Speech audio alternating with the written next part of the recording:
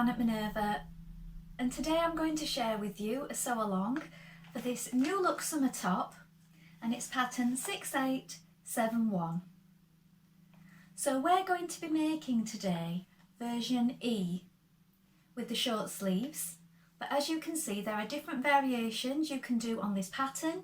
You can do it sleeveless, you can have a contrasting bottom, a tie detail, or a longer puff sleeve. So choose the option that's right for you, but we're going to sew along together making version E. And what we're going to be using today is this John Kaldor Silky Satin Charmeuse. I hope I've said that correctly. So this is so slinky, it's really beautiful. It feels to me like a real special occasion fabric. Very soft and silky. And it's in a lovely vibrant red. It's 100% polyester and it's 148 centimetres wide. If you'd like to sew along with me today, click on the link below and you'll have everything you need. So you will receive the new look pattern,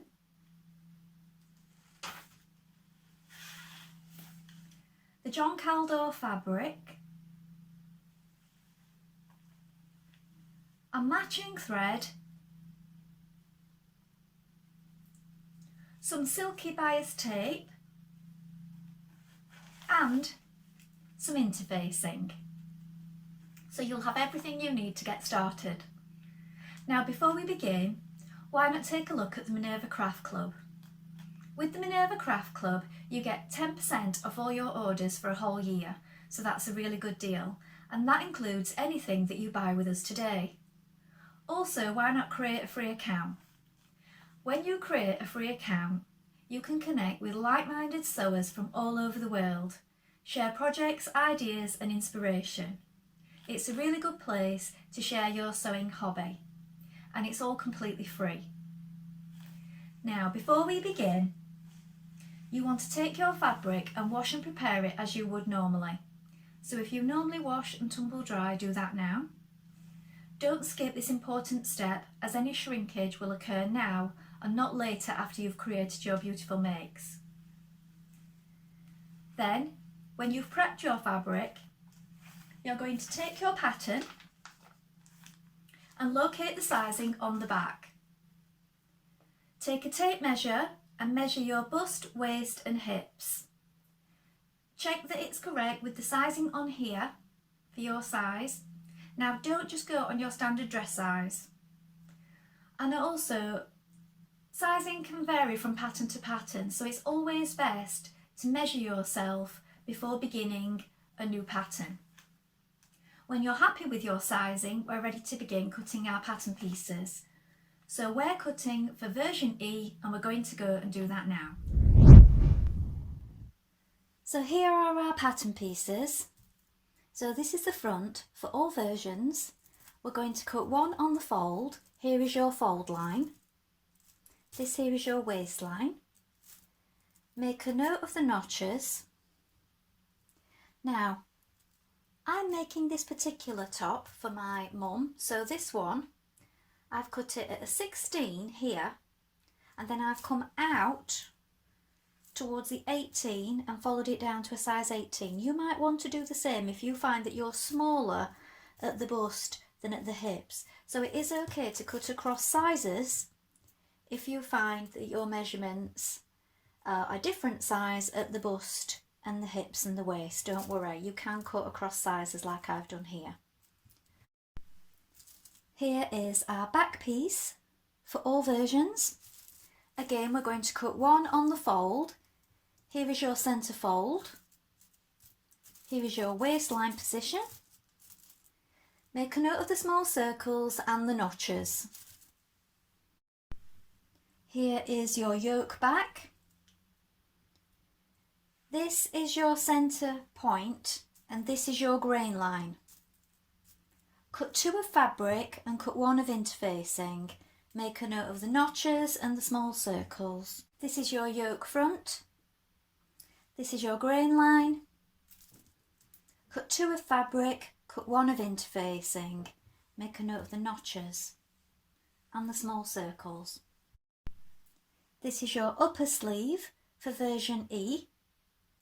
This is your grain line. Make a note of the notches and the small circles. And this is where we will gather. This is your lower sleeve for version E. This is your grain line. This is your gather point. Make a note of the small circles and the notches. Now we're ready to begin. So first of all, wind half of your thread onto your spool. Check your machine needle. Check you have a sharp needle in position. I'm using a standard needle, a universal size 70. When you've done that, we're going to take our front and back yokes and we're going to apply the interfacing. So that's our first job. Now we're going to do 2 lines of gathering stitches between our notches on the front piece of your top.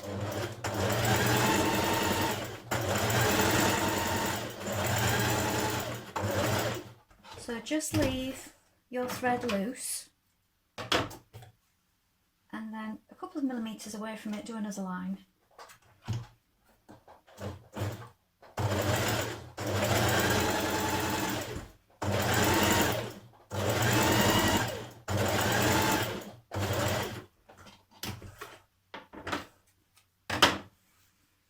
Then when you've done this, you're going to take your front yoke piece and you're going to match it to the front, matching your notches. So pin it in position.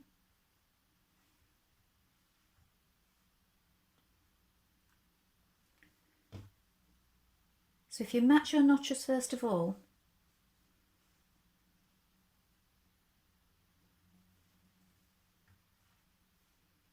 then when you've done this, we can pull up our gathering stitches and distribute them evenly so that it sits nicely between those 2 notches. When you've pulled up your gathering stitches and pinned it all the way along, we're going to stitch it into position. So with a 1.5 centimetre seam allowance, stitch your yoke to your front bottom body. Now take care with handling this because it is a very silky material, so you need to be sure that you're holding it in position with your fingers as you go and not letting it slide or push out of place. Now gather upper edge of your back piece, your back lower piece, in the same way that you did your front, between the notches, and then you're going to pin your back piece in position, right sides facing. So notches first, remember, pin those first, and then when you have those in position, you can pull your gathering stitches between. So match up your notches on your yoke and your bottom back piece. And then pull your gathering stitches in between and distribute the gathers evenly.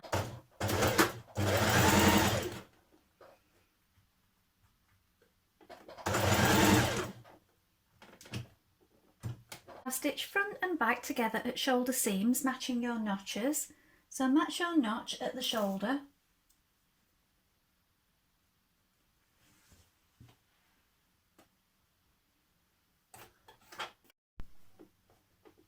Stitch in position. Next, stitch your side seams together, matching your notches.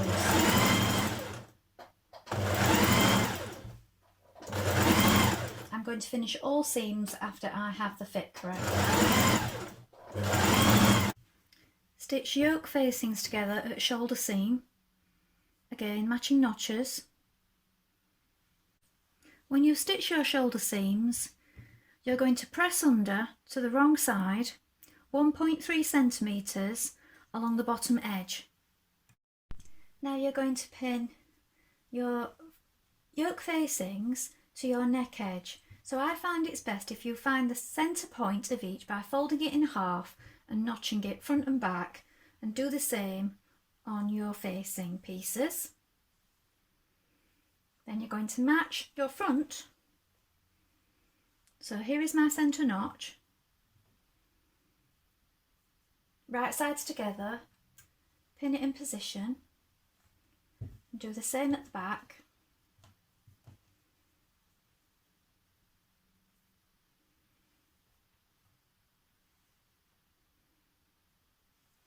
Match your shoulders.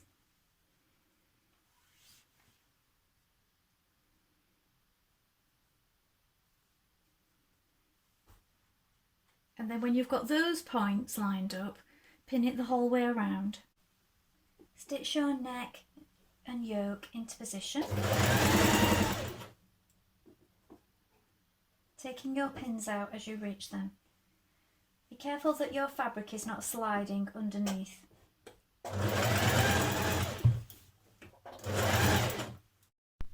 Trim away the excess and snip round your neck, and then you're going to understitch it the whole way around. So push your seam towards your inner facing piece, and then you're going to stitch a couple of millimetres away from the edge onto the inner facing. Do that the whole way around. Turn your facing pieces through to the inside, and with your pressed under bit here, you want to pin it all the way along. Now what you can do, you can hand stitch it on the inside if you prefer, or once you've pinned it all in position like this, from the right side you can stitch in this seam here in the ditch. So you're stitching in this seam, machine stitching all the way along to catch that in position. As I said, if you prefer, you can hand stitch it from the inside. So I'm machine stitching mine here, so just take care of your pins as you arrive at them.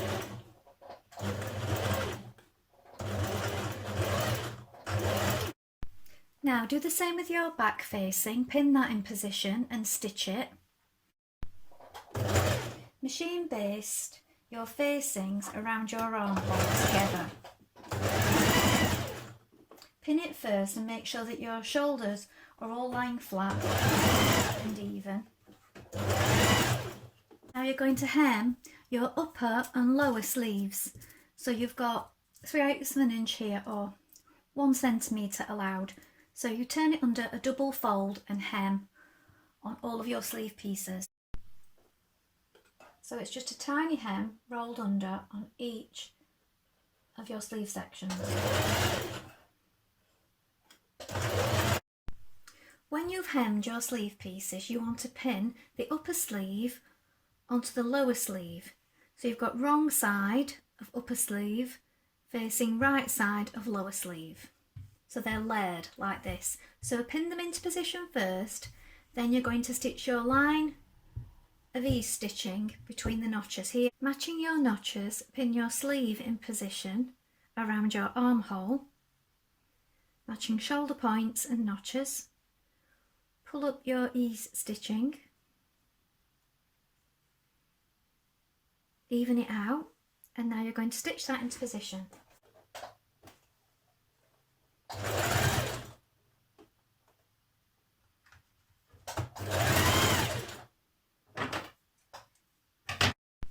Just turn it through and check it that it's all hanging correctly. Trim away 6mm around your armhole before adding your bias tape. Then you're going to stitch your bias tape over the seam where you have just attached your armhole here.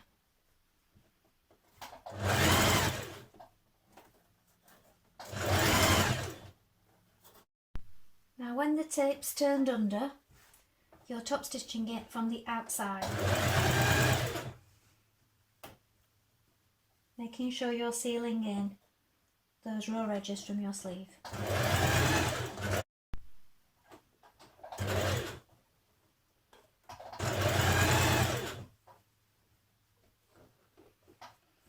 Now hem the bottom of your top. I'm doing a double fold on this fabric because it is quite thin.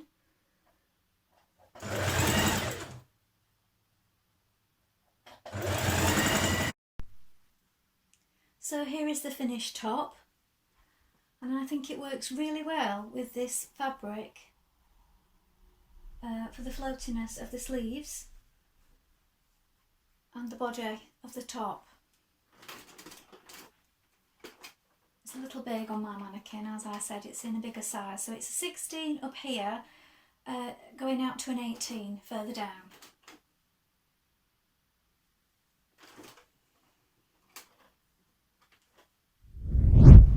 Well, I hope you've enjoyed sewing along with me today. Have you made this pattern before? Please let us know in the comments below, along with any photographs. We always love to see what you've been making. Also, if you have any questions, pop those in the comments and we'll do our best to help you in any way we can. Remember to like and follow Minerva to get more video content like this every week. Well, that's all for today, but I hope to be back with another sew along really soon. Thank you for watching. Bye for now.